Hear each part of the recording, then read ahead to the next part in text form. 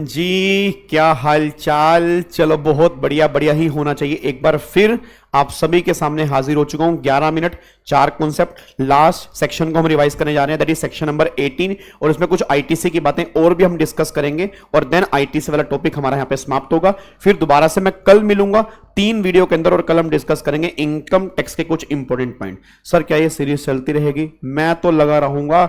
देखता हूं तुम्हारे अंदर कितनी जान है। मुझे तुम्हारे पेपर निकलवाने हैं, बस मेरा फर्ज इतना सा है, मैं लगा रहूंगा। बस देखता हूं तुम्हारे अंदर कितनी जान है, बस ये पर ध्यान दो। ठीक है, चलो इधर सुनो ध्यान से। अब अगर मैं सेक्शन नंबर 18 की बात करता हूं, section number 18 again most important section, वो बात करता है स्पेशल केसेस में आईटीसी कैसे मिलेगा।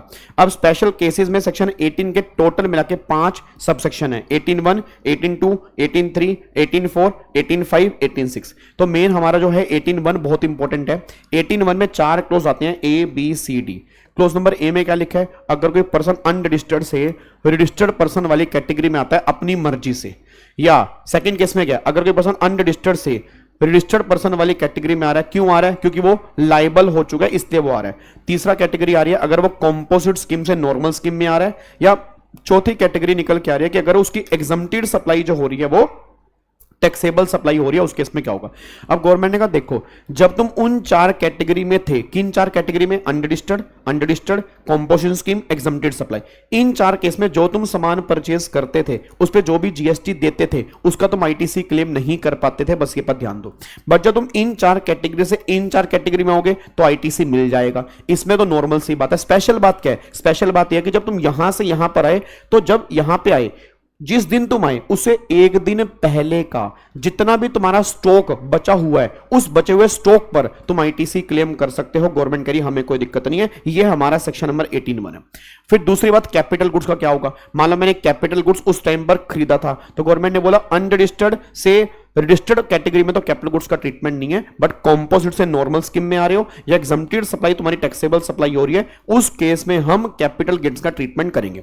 कैसे ट्रीटमेंट करेंगे? जितना भी आपने जीएसटी दिया था उसका आपने आईटीसी लिया नहीं होगा, तो टोटल जीएसटी लिख रहा हूं, उसमें से माइनस कर दो 5% ईच क्वार्टर और पार्ट देयर ऑफ। मतलब जब आपने खरीदा और जब आप इस कैटेगरी से इस कैटेगरी में आए, तो चेक कर लो बीच में कितने क्वार्टर आ रहे हैं। और पार्ट भी लेके चलना। और पार्ट का मतलब अगर मान लो पूरा क्वार्टर नहीं है तो भी एक क्वार्टर मानेंगे। तो जितने क्वार्टर आ रहे हैं उसको 5% से मल्टीप्लाई करो, फिर एक परसेंटेज आएगी, उसको माइनस कर दो। जो माइनस करने के बाद आ रहा है उतने का तुम आईटीसी ले सकते हो। मैं दोबारा बोलूंगा, टोटल में से 5% ईच क्वार्टर और पार्ट माइनस करने के बाद जो बैलेंस बच रहा है उतने का तुम आईटीसी क्लेम कर लोगे कैपिटल गुड्स वाले केस में। और इनपुट वाले केस में तो सिंपल सी बात है, जितना तुम्हारा स्टॉक बचा उस बचे हुए स्टॉक का जो भी जीएसटी होगा उसका तुम आईटीसी क्लेम कर लोगे। फिर सर आईटीसी क्लेम करने की टाइम लिमिट क्या होती है? यहां पे सेक्शन 16 वाली टाइम लिमिट नहीं है, 16 में अलग थी, 18 में अलग है। यहां पर 1 साल के अंदर आप आईटीसी क्लेम कर सकते हो within 1 year from the date of issue of invoice. जहां आपने इनवॉइस इशू किया उसके 1 साल के अंदर अंदर आप आईटीसी क्लेम करोगे, 1 साल के बाद आप आईटीसी क्लेम नहीं कर पाएंगे। फिर 18(3) में क्या लिखा है? अगर किसी कंपनी का सक्सेशन हो रहा है, अमलकामेशन हो रहा है, मर्जर हो रहा है, तो जो पुरानी कंपनी का आईटीसी है वो नई कंपनी यूज कर सकती है। जितना भी बैलेंस अनयूटिलाइज आईटीसी है वो नई वाली कंपनी यूज कर सकती है, कोई भी दिक्कत वाली बात नहीं है। फिर 18(4) में बात क्या हो रही है? 18(4) कह रहा है अभी तुम नॉर्मल स्कीम लेके बैठे हो, नॉर्मल से कॉम्पोजिट स्कीम में जा रहे हो, या तुम्हारी सप्लाई अभी टैक्सेबल है, टैक्सेबल से एग्जम्प्टेड सप्लाई हो रही है, तो जो तुमने सामान खरीदा होगा उस पर जो तुमने जीएसटी दिया होगा उसका तुमने आईटीसी क्लेम कर लिया होगा। बट प्रॉब्लम क्या आ रही है? अब तुम यहां से इस कैटेगरी में जा रहे हो तो अब क्या करेंगे? तो गवर्नमेंट का टेंशन मत लो, उस केस में आईटीसी आपको रिवर्स करना पड़ेगा। अब आईटीसी रिवर्स कितना करना पड़ेगा? जब तुम यहां से यहां आए, जितना तुम्हारा स्टॉक बचा है उस बचे हुए स्टॉक पे जो भी जीएसटी बनता है उतना जीएसटी हटाओ। सर कैपिटल गुड्स वाले केस में क्या होगा? कैपिटल गुड्स वाले केस में भी रिवर्सल होगा, बट यहां पे रिवर्सल का तरीका अलग है। गवर्नमेंट ने बोला जितने का तुमने आईटीसी क्लेम किया था वो लिख लो, डिवाइड बाय 60 मंथ, क्योंकि आईटीसी चलता है 60 महीने, आपको मैंने बताया भी था।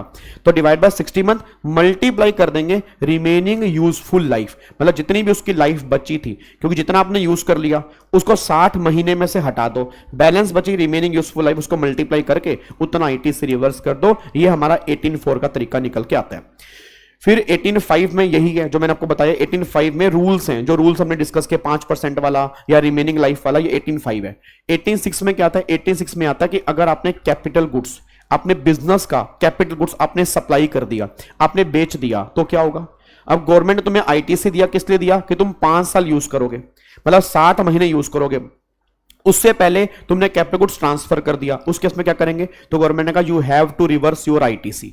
अब कैसे रिवर्सल करना पड़ेगा? तो गवर्नमेंट ने कहा ए और बी इनमें से जो हायर है ना, उतने का आपको आईटीसी रिवर्स करना पड़ेगा, मतलब इतना टैक्स आपको गवर्नमेंट को देना पड़ेगा। किसमें से हायर? पहला, जितने का तुमने वो कैपिटल गुड्स बेचा होगा, उस ट्रांजैक्शन वैल्यू का, जितने का भी तुमने बेचा उसका जो भी जीएसटी बनेगा, या तो वो, या जितना तुमने आईटीसी क्लेम किया होगा उसमें 5% ईच क्वार्टर माइनस करने के बाद जो आएगा, या तो उतना, तो वो और वो इनमें से हायर जो होगा वो तुम आईटीसी रिवर्स कर लोगे। दोबारा से, जितने का तुमने कैपिटल गुड्स बेचा उसका जो जीएसटी बनेगा, रेट तुम्हें क्वेश्चन में दिया होगा, वो जीएसटी बनेगा वो, या जितना तुमने आईटीसी लिया होगा पहले उसमें 5% ईच क्वार्टर माइनस करने के बाद जो बैलेंस बचेगा, तो इनमें से हायर वाला क्या कर दोगे? आईटीसी रिवर्स कर दोगे। ये सारी बातें 18(6) में निकल के आती हैं। अब ये तो होगी आईटीसी के अवेलमेंट की बातें। अब जो तुमने आईटीसी अवेल किया उसको यूज कहां पे करोगे? जब मैं आउटपुट टैक्स की पेमेंट करने जाऊंगा तभी यूज करूंगा, बस ये पर ध्यान देना। तो सारे बच्चे एक बात ध्यान दो, जो आपने आईटीसी अवेल करना सीखा, आईटीसी एक पवित्र वस्तु है। सारे बच्चे बोलो, आईटीसी एक पवित्र वस्तु है। पवित्र वस्तु को हम पवित्र जगह पर ही यूज करेंगे और कहीं पर यूज नहीं कर सकते। मतलब हम आईटीसी यूज करेंगे only for the payment of GST. GST भी फॉरवर्ड चार्ज वाला जीएसटी, नॉट रिवर्स चार्ज वाला जीएसटी। रिवर्स चार्ज वाला जीएसटी जब हम गवर्नमेंट को देने जाएंगे ओनली कैश में ही पेमेंट करेंगे। और इंटरेस्ट हो गया, पेनल्टी हो गया, लेट फीस हो गया, इनकी पेमेंट करने के लिए भी हम आईटीसी यूज नहीं करेंगे, सिर्फ कैश लेजर ही यूज करेंगे। बस ये पर ध्यान दो, ये सारी बातें आपके यहां पे निकल के आती हैं। फिर सर आईटीसी हम यूज कैसे करेंगे? वो डिपेंड करता है कि तुम्हारे पास आईटीसी कौन सा है। अगर तुमने गवर्नमेंट से आईजीएसटी का क्रेडिट लेना है तो आईजीएसटी यूज करोगे for the payment of first IGST, then CGST और SGST at any manner, at any ratio, कैसे भी यूज कर लो, कोई दिक्कत नहीं। सीजीएसटी यूज करोगे for the payment of first CGST और देन आईजीएसटी। एसजीएसटी यूज करोगे for the payment of first SGST then IGST. UTGST करोगे पहले यूटीजीएसटी और देन आईजीएसटी। बट एक बात ध्यान देना, अभी कैसे यूज करना है वो तो पता है। सबसे पहले किसकी हत्या करेंगे? बोलो, आईजीएसटी। फिर किसकी करेंगे? सीजीएसटी। फिर किसकी करेंगे? एसजीएसटी और यूटीजीएसटी। ये सारी बातें हमने यहां पे डिस्कस की थी। फिर एक हमने डिस्कस किया था कि आईटीसी माइनस करने के बाद जो बैलेंस बचेगा वो पेमेंट करेंगे कैश लेजर से। तो कैश लेजर में दो हेड होते हैं, माइनर हेड और मेजर हेड। तो गवर्नमेंट अब कहती है माइनर हेड और मेजर हेड में जो तुम्हारा बैलेंस है उसको आपस में कहीं पर भी तुम सेट ऑफ कर सकते हो, कोई दिक्कत वाली बात नहीं है। जीएसटी पीएमटी 09 ये फॉर्म भरना पड़ेगा, फॉर्म भरो। कैश लेजर को आपस में फ्रीली ट्रांसफरेबल है, तुम कहीं पर भी उसको कोई दिक्कत नहीं होता। ये सारी बातें निकल के आती हैं।